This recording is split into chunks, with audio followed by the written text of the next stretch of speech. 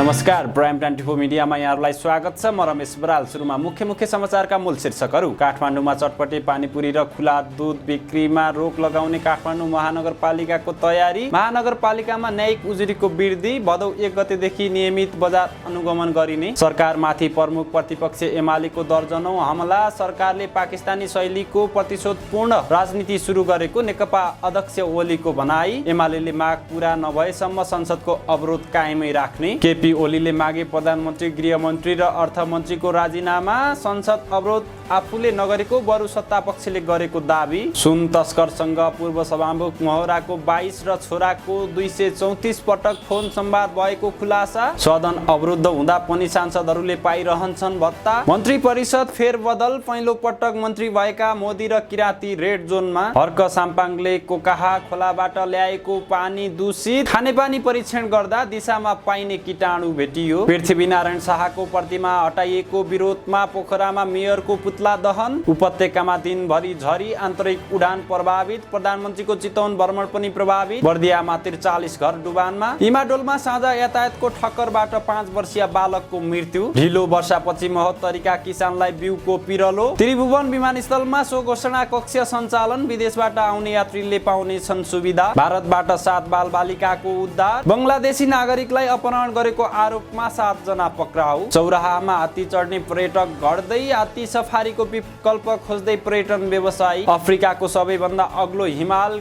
किलिमन्जारोको शिखरमा पुगिन् नेपाली अभिनेत्री दिया। बमले उडाउने धम्की पछि एफिल टावर खाली गराइयो। अनवर उल हक काकर पाकिस्तानको कार्यवाहक प्रधानमन्त्री नियुक्त। माकुरा देखिएपछि बन्द गराइयो सुपरमार्केट, बोलाइयो फायर ब्रिगेड। रोनाल्डोको 2 गोलमा अल नासरलाई उपाधि। आज मिति 2080 साल साउन महिना 29 गते सोमबार, इस्वीसम्म 2023 अगस्त 14 तारिक। देश तथा विदेशका सम्पूर्ण ताजा समाचार लिएर आएको छु। अन्तिमसम्म हेरेर साथ दिनुहोला।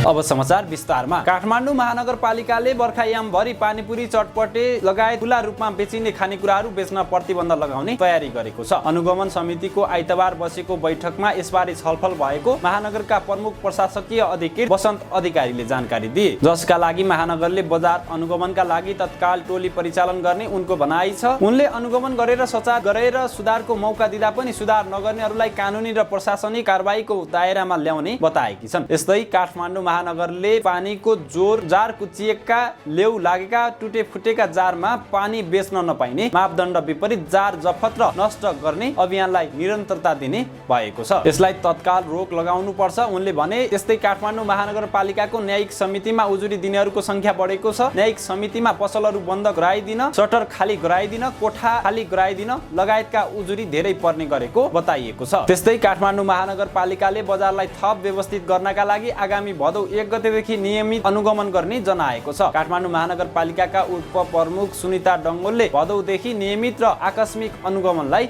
नियमित सञ्चालन गर्ने गरी काम भइरहेको बताएकी छन्। विगतका वर्षहरूमा भने काठमाडौँ महानगरपालिकाले आफ्नो अधिकार क्षेत्रमा पर्ने स्थानमा चाडबाड आउनै लाग्दा मात्रै अनुगमनको काम गर्ने गरेको थियो। मौसमी रूपमा गरिएको अनुगमनको काम प्रभावकारी नभएको र त्यसले उपभोक्तालाई राहत नमिलेको भन्दै काठमाडौँ महानगरपालिकाले चाडबाड सुरु हुनु केही महिना अघिदेखि नै त्यस्ता काम गर्न लागि जनाइएको छ। चालु आर्थिक वर्षमा काठमाडौँ महानगरपालिकाले आफ्नो क्षेत्र अधिकार भित्र पर्ने स्थानमा व्यक्तिगत तथा संस्थागत भान्सालाई स्वस्थकर बनाई आरोग्यता कायम गर्न स्वच्छ भान्सा कार्यक्रमका लागि रु 3 करोड 50 लाख विनियोजन गरेको छ। काठमाडौँ महानगरपालिकाले समग्र स्वास्थ्य कार्यक्रम तर्फ भने कुल रु 92 करोड 66 लाख 44 हजार विनियोजन गरेको छ। स्थानीय तहमा उपप्रमुखको संयोजकत्वमा उपभोक्ता अधिकार तथा बजार व्यवस्थापन अनुगमन समितिको व्यवस्था गरिएको छ। कार्यपालिका अन्तर्गतका विषयगत समितिले गरेका काम स्वीकृत वार्षिक कार्यक्रमको अनुगमन उपप्रमुखको संयोजकत्वमा रहेको समितिले गर्ने गर्छ। यस समितिमा माताहतमा जनजीविकाका र सार्वजनिक सरोकारका क्षेत्रको अनुगमन गर्न 5 वटा अनुगमन टोली गठन गरिएका छन्। नेकपा एमालेका अध्यक्ष केपी शर्मा ओलीले सरकारले पाकिस्तानी शैलीको राजनीति सुरु गरेको आरोप लगाएका छन्। काठमाडौँमा हिजो गरिएको एक कार्यक्रममा अध्यक्ष ओलीले सरकार प्रतिशोधपूर्ण तरिकाले पाकिस्तानी शैलीमा अगाडि बढिरहेको र यो यही अन्त्य नहुने बताए। उनले सरकारलाई धेरै नहौसिन र अधिनायकवादी नहुन सुझाव दिएका छन्। लोकतन्त्र विरोधी र आन्दोलनमा कहीँ कतै देखा नपरेकाहरू मिलेर अहिलेको सरकार चलाइरहेको उनको आरोप थियो। ओलीको काङ्ग्रेसका सांसद सुनिल शर्मामाथि गरिएको नक्कली शैक्षिक प्रमाणपत्रको अनुसन्धान प्रक्रियामाथि पनि असन्तुष्टि जनाएका छन्। त्यस्तै प्रमुख प्रतिपक्षी दल नेकपा एमाले सुनकाण्डबारे उच्चस्तरीय छानबिन समिति गठन हुनुपर्ने आफ्नो माग पूरा नभएसम्म संसदको अवरोध कायमै राख्ने अडान दोहोर्याएको छ।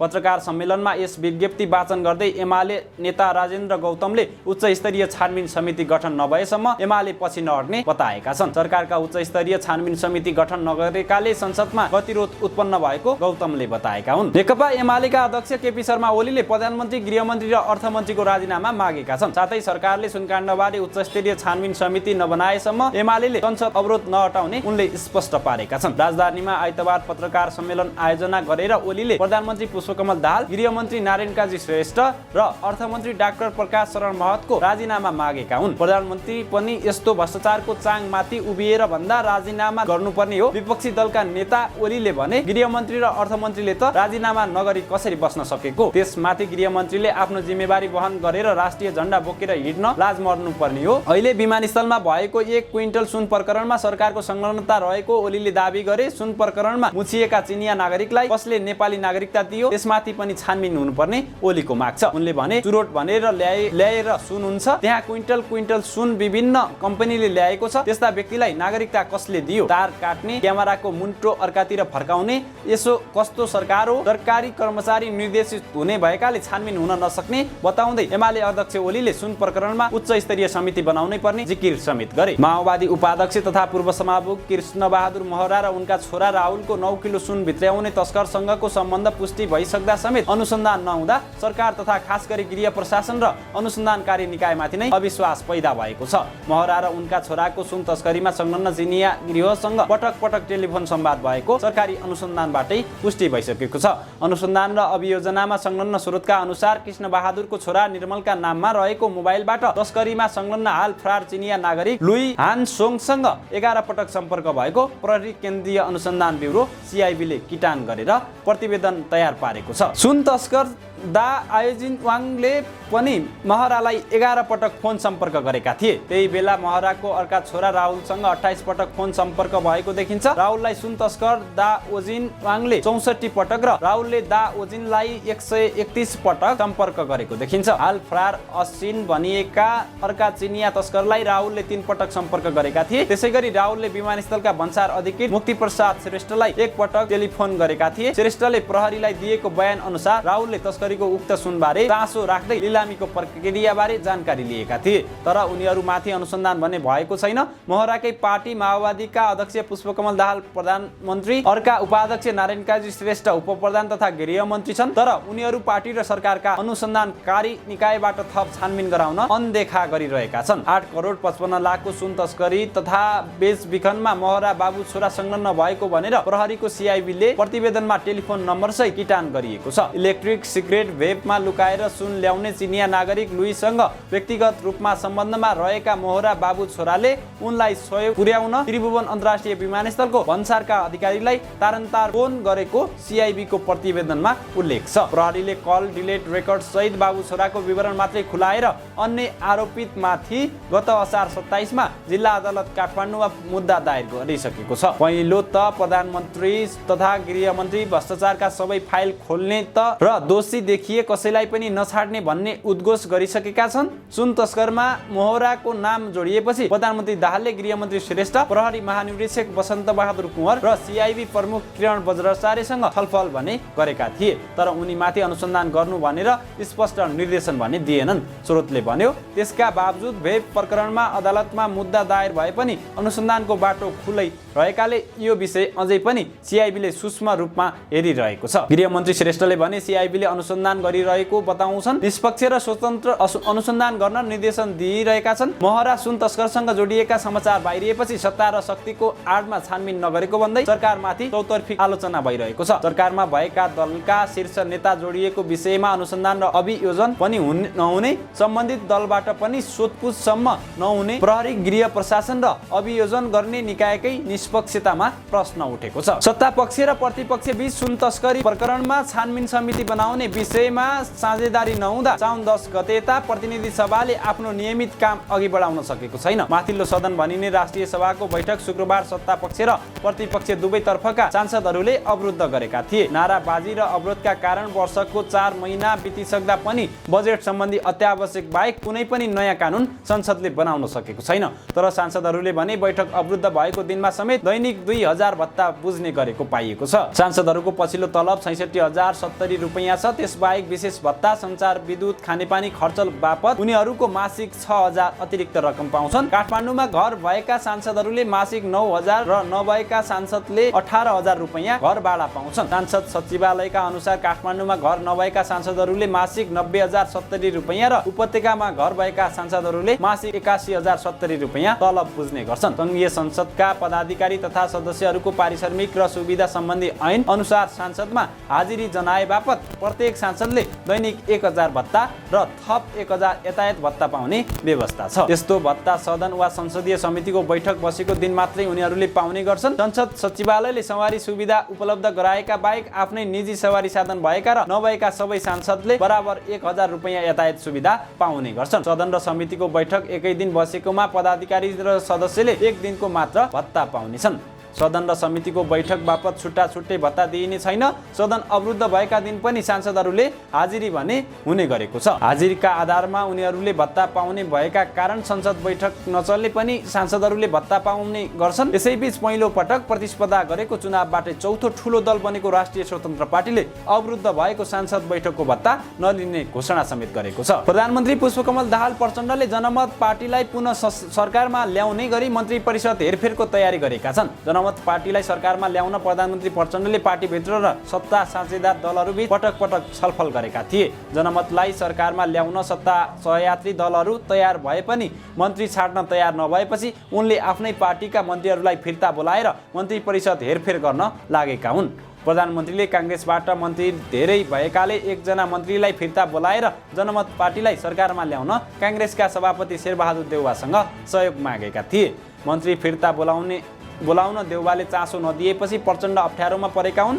माओवादीबाट पर्यटन मन्त्री सुदन किराती र सामान्य प्रशासन मन्त्री अमनलाल मोदी मध्ये एकलाई फिर्ता बोलाउन लागिएको चर्चा चलिरहेको छ। प्रधानमन्त्रीको सचिवालयले कुनै पनि निर्णय नभएको बताएको छ। तीमध्ये एकजनालाई फिर्ता बोलाउन पनि सक्नुहुन्छ वा अन्यको जिम्मेवारी हेरफेर पनि हुन सक्छ। तर कसलाई फिर्ता बोलाउने भन्ने प्रधानमन्त्रीको सो विवेकको अधिकारको विषय हो, प्रधानमन्त्रीको सचिवालयका एक सदस्यले बताए। प्रधानमन्त्री चितवनबाट काठमाडौँ फर्किएसँगै जिम्मेवारी हेरफेरबारे छलफल थालेका छन्। धरानका मेयर अर्क साम्पाङले जनश्रमदान गरी कोकाहा खोलाबाट धरान ल्याएको खानेपानी पिउन नहुने दूषित रहेको पाइएको छ। मानव जीवनसँग प्रत्यक्ष असर गर्ने गरी दूषित खानेपानी वितरण गरिएको भन्दै मेयर साम्पाङ विरुद्ध स्थानीय बासिन्दा खनिएका छन्। स्थानीयले स्वच्छ खानेपानी वितरण गर्न माग गरेको भए पनि धरान खानेपानी व्यवस्थापन बोर्डका अध्यक्ष समेत रहेका मेयर साम्पाङले अटेर गरेको स्थानीयको आरोप छ। जनताको करिब 4 करोड 50 लाख रुपैयाँ आर्थिक सहयोग र 98 दिन जनश्रमदान गरेर धरान 11 को विष्णु चोकको खानेपानी ट्याङ्कीमा झारिएको खानेपानी परीक्षण गर्दा दिशामा पाइने इकोलिफर्म भन्ने तत्त्व भेटिएको हो।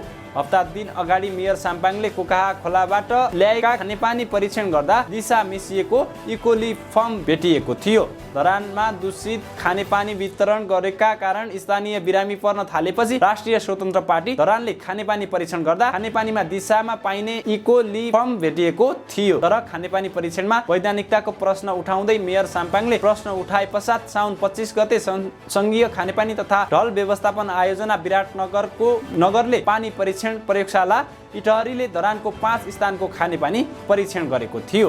धरान उपमहानगरपालिका वडा नम्बर 15 का वडा अध्यक्ष नरेश इब्राहिमले पनि खानेपानी व्यवस्थापन बोर्डका अध्यक्ष समेत रहेका मेयर साम्पाङले वर्षातको समयमा जथाभावी खोलाको पानी ट्याङ्कीमा मिसाएर दूषित पानी वितरण गरिएको बताए। उनले दूषित पानी वितरण गरेका कारण आफ्नो वडाका बासिन्दा बिरामी पर्न थालेको बताए। धरान 16 का भूपाल साम्पाङले धरानका मेयरले सस्तो लोकप्रियताका नाममा सर्वसाधारणलाई दूषित खानेपानी वितरण गरी जनताको स्वास्थ्यमाथि खेलबाड गरेको आरोप समेत लगाए। पृथ्वी चोकमा रहेको पृथ्वीनारायण शाहको प्रतिमा हटाइएको विरोधमा राष्ट्रिय प्रजातन्त्र पार्टीले पोखरा महानगरपालिकाका मेयर धनराज आचार्यको पुतला दहन गरेको छ। महानगरले प्रतिमा हटाउने जानकारी पाएपछि रापरबा गण्डकी प्रदेश अध्यक्ष तथा प्रदेश सभा सदस्य पञ्चराम गुरुङ सहित कास्कीका रापरबाका नेता कार्यकर्ता पृथ्वी चोकमा धरना दिन बसेका थिए। तर उनीहरू फर्केपछि मध्यरात्रिमा महानगरले प्रतिमा हटाएको थियो। मेयर आचार्यको निर्देशनमा उक्त प्रतिमा हटाइएको भन्दै रापरबाको कास्की जिल्ला समितिले पुतला जलाएको हो।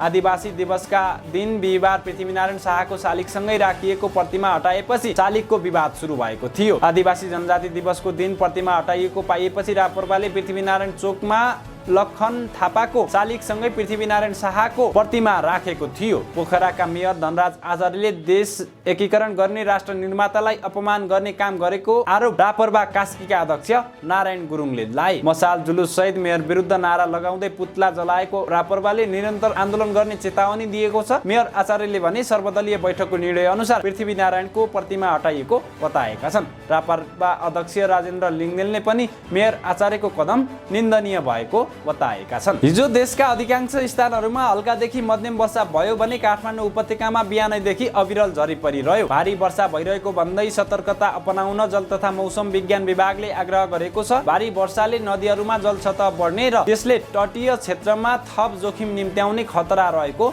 मौसम पूर्वानुमान महाशाखाले जनाएको छ। 45 जिल्लामा आकस्मिक बाढीको सम्भावना रहेको र ठूला नदीहरूमा जलसतह सतर्कता तहभन्दा माथि पुग्न सक्ने पनि महाशाखाले जनाएको छ। त्यस्तै हिजोको अविरल वर्षाका कारण आन्तरिक उडान प्रभावित भयो। काठमाडौँबाट भरतपुर, पोखरा र सुर्खेतका लागि तय भएका उडान बिहानैदेखि प्रभावित भएका हुन्। उडान नपाएपछि विमानस्थल पुगेका आन्तरिक तर्फका यात्रु घर फर्किएको त्रिभुवन अन्तर्राष्ट्रिय विमानस्थल कार्यालयले जनाएको छ। उता आइतबार बिहानैदेखि परेको अविरल वर्षाले बर्दियाको बर्दिया नगरपालिका 8 को औरी भगतपुर र दुधबा गाउँको 43 घर डुबानमा परेको छम। भारी वर्षाले बर्दिया राष्ट्रिय निकुञ्ज र स्थानीय खोलाबाट बगेको पानीले घर डुबानमा परेको जिल्ला प्रशासन कार्यालय बर्दियाले जनाएको छ। बिहानदेखि परेको वर्षा दिउँसो 1 बजेसम्म रम्बापुरमा 226.4 मिलिलिटर पानी परेको छ। यसैगरी चेपाङ स्थित बबई नदीको जलमापन केन्द्रमा 172.8 मिलिलिटर पानी परेको जिल्ला प्रहरी कार्यालय बर्दियाका प्रहरी उपरीक्षक सुधीर राज साईले जानकारी दिएका छन्। भारी वर्षाले सुर्खेत जोड्ने बर्दिया बासगढी नगरपालिका 1 रत्न राजमार्ग स्थित झर्रो खोलामा पहिरो जाँदा यातायात सेवा बन्द भएको छ। बबई र कर्णाली तटीय क्षेत्रका बासिन्दालाई उच्च सतर्कता अपनाउन आग्रह गरिएको सहायक प्रमुख जिल्ला अधिकारी मोहन अर्यालले जानकारी दिए। ललितपुरको इमाडोलमा साझा यातायातको बसले ठक्कर दिँदा 5 वर्षीय बालकको मृत्यु भएको छ। शनिबार दिउँसो महालक्ष्मी नगरपालिका 4 इमाडोलमा बसले पैदल हिँडिरहेका आमा छोरालाई ठक्कर दिएको हो। 5ख8752 नम्बरको बसले उनीहरूलाई ठक्कर दिएको थियो। ठक्करबाट ओखलडुङ्गा घर भई महालक्ष्मी 8 लुबु बस्ने 45 वर्षीय बबिता मगर माझी र उनका 5 वर्षीय छोरा प्रियास घाइते भएका थिए। घटनापछि प्रहरीले उनीहरू दुवैलाई किस्ट मेडिकल अस्पतालमा पुर्याएको थियो। त्यहाँ उपचारको क्रममा प्रियासको मृत्यु भएको। आमा बबिताको उपचार भइरहेको प्रहरीले जनाएको छ। प्रहरीले महालक्ष्मी नगरपालिका 6 चाङ्गा थली बस्ने 47 वर्षीय चालक दहल बहादुर जिरेल पक्राउ परेका छन्। त्यस्तै बसलाई पनि प्रहरीले नियन्त्रणमा लिएको छ। प्रहरी साधो बाटोले घटनाको अनुसन्धान गरिरहेको छ। घटनापछि आइतबार साझा यातायातका अध्यक्ष कनक मणि दीक्षितले संवेदना जारी गर्दै घटनाको अनुसन्धानमा सघाउने बताएका छन्। बस दुर्घटनाको सन्दर्भमा प्रहरी अनुसन्धानको साझा यातायातले पूर्ण सहयोग गर्नेछ अध्यक्ष दीक्षितले भनेका छन्। दुर्घटनामा परि मृत्यु भएका बालकप्रति साझा यातायात भावपूर्ण श्रद्धाञ्जली प्रकट गर्दै मृतकका परिवारजनप्रति गहिरो संवेदना प्रकट गर्दछ। साउनको अन्तिम सातादेखि सुरु भएको वर्षापछि खेतका गरा पानीले भरिएका छन्। पानी भरिएपछि ढिलै भए पनि धान रोप्ने पाइने भएको छ। तर बिउ र जनशक्ति नपाउँदा किसान छटपटिएका छन्। एक साता पहिले पर्न थालेको पानीले खेत डम्म भरिएका भइरहेका छन्। अब धान रोप्नु बाहेक अर्को विकल्प छैन, तर न बिउ छ न काम गर्ने मानिस नै भेटिन्छन्। भङ्गाहा 4 थारू टोल बनराका 70 वर्षीय किसान राम अवतार सिंह थारूले भने यसपालिको खडेरी लामो समयसम्म हुँदा बिउ ब्याटमै सुकेर रोप्न नपाएपछि खरुअन बिउ रोप गरेर गाँजिएको रोप फेरि उखेलेर रोपिने बिउ धानको कलमको हाहाकार छ। हत्तेरी सहितका मधेसका जिल्लामा ढिलै भए पनि भदौ पहिलो सातासम्म स्थानीय जातका धानको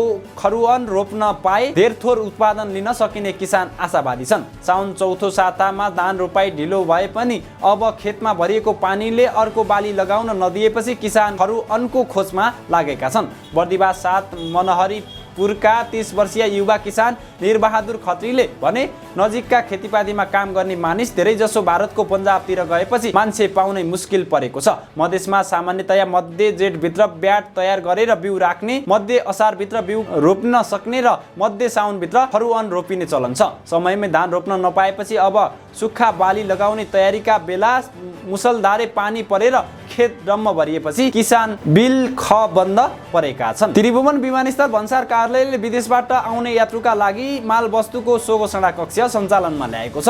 सो घोषणा कक्ष सञ्चालनपछि यात्रुले आफूसँग भएको माल वस्तुको स्वयं घोषणा गर्न पाउने गरी बढी भएको सामानको भन्सार महसुल बुझाइ सजिलै लैजान पाउने त्रिवी भन्सार कार्यालयले जनाएको छ। त्रिवी भन्सार कार्यालय प्रमुख डाक्टर टोकराज पाण्डेले जानकारी दिए अनुसार यसअघि यस्तो कक्ष नहुँदा यात्रुहरू मापदण्ड भन्दा बढी माल वस्तु लिएर जाने र भन्सार तथा प्रहरीको कारबाहीमा परि त्यस्तो माल वस्तुको दोब्बर मूल्य बराबर धरौटी वा जरिवाना तथा थुना समेत पुग्ने गरेको जनाइएको छ। महिलाको हकमा 50 ग्रामसम्मको सुनको गहनामा भन्सार तिर्नु पर्दैन। यसैगरी पुरुषको हकमा 25 ग्रामसम्मको सुनको गहनामा भन्सार तिर्नु पर्दैन। एकजनाले महिलाको हकमा 50 ग्राम र पुरुषको हकमा 25 ग्राम बाहेक थप 200 ग्रामसम्म सुनको गहना भन्सार बिन्दुमा महसुल तिरेर साथमा ल्याउन पाउने व्यवस्था रहेको उनले बताए। यसैगरी मोबाइलको हकमा विदेशबाट फर्कने नेपाली यात्रुले आफूले प्रयोग गरिरहेको मोबाइल साथमा ल्याउँदा भन्सार तिर्नु पर्दैन। श्रम स्वीकृति लिएर लगातार 6 महिनाभन्दा बढी विदेशमा काम गरी फर्केका यात्रुले आफ्नो साथमा थप एक थान मोबाइल भन्सार नतिरी ल्याउन पाउने कानुनी व्यवस्था रहेको पाण्डेले जानकारी दिए। यस्तै थप एक थान मोबाइलका लागि भन्सार कार्यालयमा सो घोषणा गरी भन्सार प्रक्रिया भने पूरा गर्नुपर्ने हुन्छ। श्रम स्वीकृति लिई लगातार 12 महिना काम गरी फर्कने सामाजिक सुरक्षा कोषमा सूचीकृत भएको नेपाली यात्रुले जुनसुकै आकार वा प्रकारको टेलिभिजन साथमा ल्याउँदा भन्सार तिर्नु नपर्ने व्यवस्था रहेको छ। श्रम स्वीकृति लिई लगातार 12 महिना काम गरी फर्केको भए पनि सामाजिक सुरक्षा कोषमा सूचीकृत नभएको नेपाली यात्रुले भने 25 इन्चसम्मको टेलिभिजन मात्र भन्सार नतिरी साथमा ल्याउन पाउँछन्। अन्य अवस्थामा भने सबै टेलिभिजनमा नियम अनुसारको महसुल भन्सारमा तिर्नुपर्ने व्यवस्था रहेको उनले जानकारी दिए। यसैगरी 5000 अमेरिकी डलर माथिको विदेशी मुद्रा हुने यात्रुले विमानस्थलमा सो घोषणा गर्नुपर्दछ। रकम घोषणाको भने कुनै महसुल वा शुल्क बुझाउनु नपर्ने उनले प्रश्न पारे। नेपालका विभिन्न जिल्लाबाट हराएका 7 बालबालिकाको भारतबाट उद्धार गरिएको छ। विगत 6 वर्षदेखि मानव बेचबिखन विरुद्ध कार्यरत सामाजिक संस्था KIN इन्डियाले भारतका विभिन्न स्थानबाट उद्धार गरिएका 4 बालक र 3 बालिकालाई सुनौली नाका हुँदै शनिबार स्वदेश फिर्ता गराएको। दार्चुलाको 15 वर्षीय पाल्पा र पर्साका 16 वर्षीय बालिका तथा रौतहटका 13 वर्षीय 2 बालक, महोत्तरी र अर्घखाँचीका 16 वर्षीय बालकको उद्धार गरिएको। ती बालबालिका विभिन्न बहाना तथा प्रलोभनमा भारत पुर्याइएको थियो।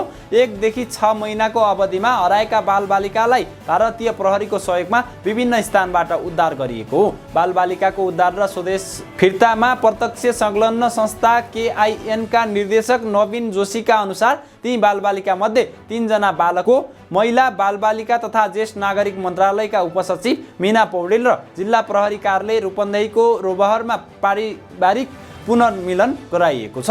1 बालकलाई बालबालिका खोज तलास केन्द्रमा राखिएको छ। 3 बालबालिकालाई रूपन्देहीको एक आवास गृहमा राखिएको छ। बङ्गलादेशी नागरिकलाई अपहरण गरेको आरोपमा प्रहरीले 7 जनालाई पक्राउ गरेको छ। काठमाडौँ उपत्यका अपराध अनुसन्धान कार्यालयले 8 बङ्गलादेशी नागरिकलाई अपहरण गरेको आरोपमा 7 जनालाई पक्राउ गरेको छ। आइतबार कार्यालयले पत्रकार सम्मेलन गरी पक्राउ परेकाहरूलाई सार्वजनिक गरेको हो। प्रहरीले 8 जनालाई उद्धार समेत गरेको छ। प्रहरीले अपरेसन बाब्रो किलो चलाएर 7 जनालाई पक्राउ गरेको थियो। पक्राउ पर्नेहरूमा बङ्गलादेश गाजीपुर घर भई काठमाडौँ महानगर 9 कालीमाटी बस्ने 47 वर्षीय अमीर होसेन, बङ्गलादेश बरिसाल घर भई ललितपुर महानगर 28 हरिसिद्धि बस्ने 37 वर्षीय मोहम्मद मोसिउर रहमान, बङ्गलादेश कुमिल्ला घर भई हरिसिद्धि बस्ने 38 वर्षीय सलिम मिया र उनकी श्रीमती सिन्धुपाल्चोक घर भएकी 27 वर्षीय तारा नेपाली छन्। त्यस्तै बङ्गलादेश ढाका घर भई काठमाडौँ हाडीगाउँ बस्ने 21 वर्षीय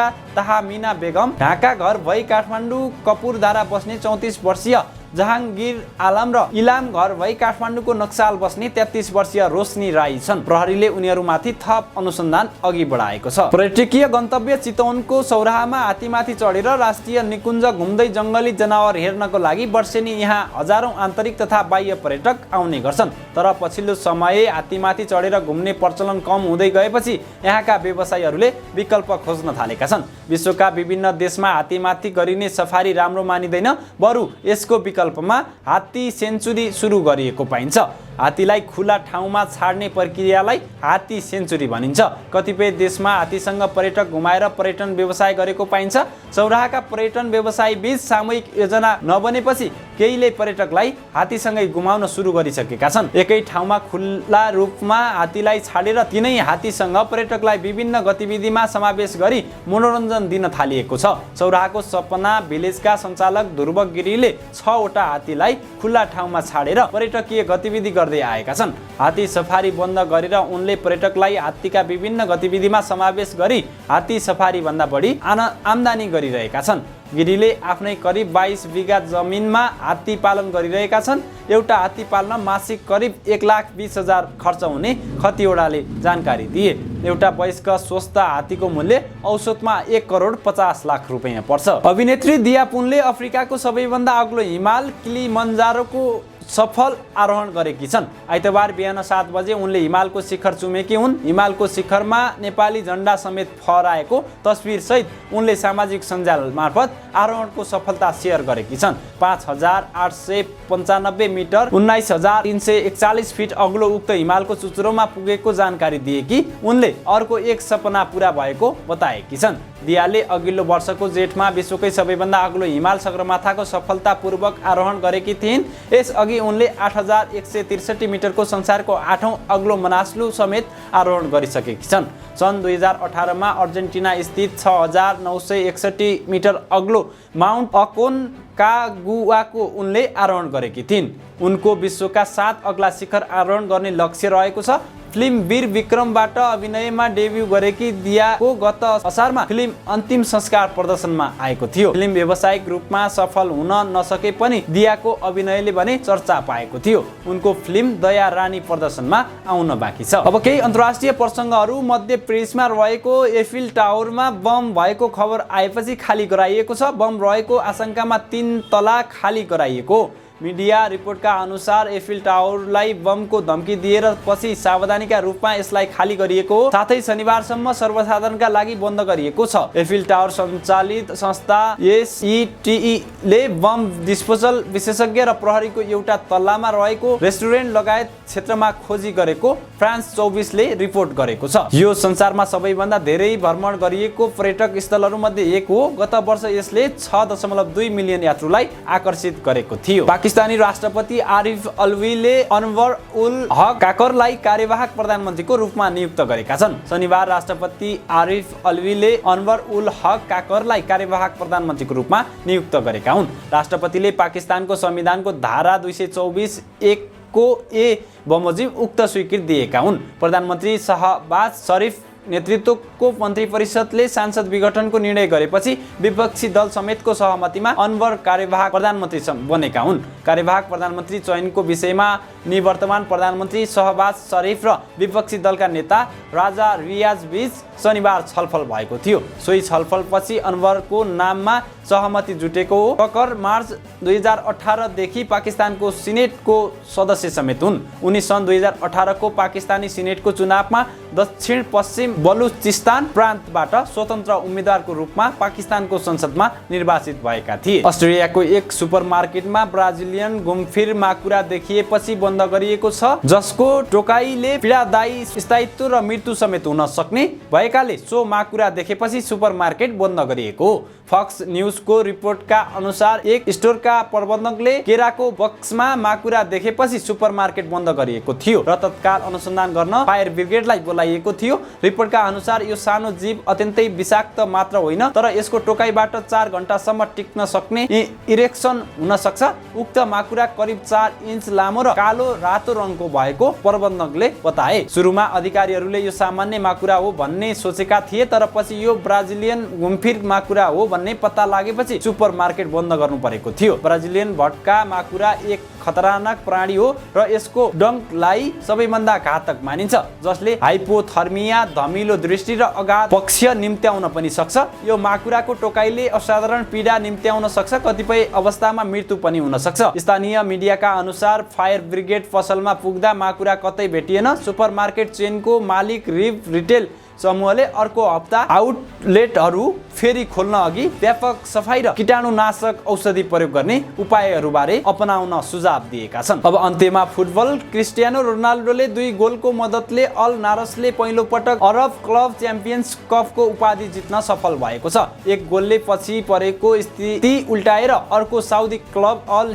हिलाललाई 2-1 गोलले हराउँदै अल नासरले उपाधि हात पारेको हो। पहिलो हाफ गोल विहीन बनेपछि दोस्रो हाफको सुरुवातमा नै अल हिलालले ब्राजिलियन खेलाडी माइकलको गोलमा अग्रता बनायो, तर 74औं मिनेटमा पोर्चुगल खेलाडीले सुल्तान अल घामनको पासमा गोल गर्दै खेल बराबरी गर्यो।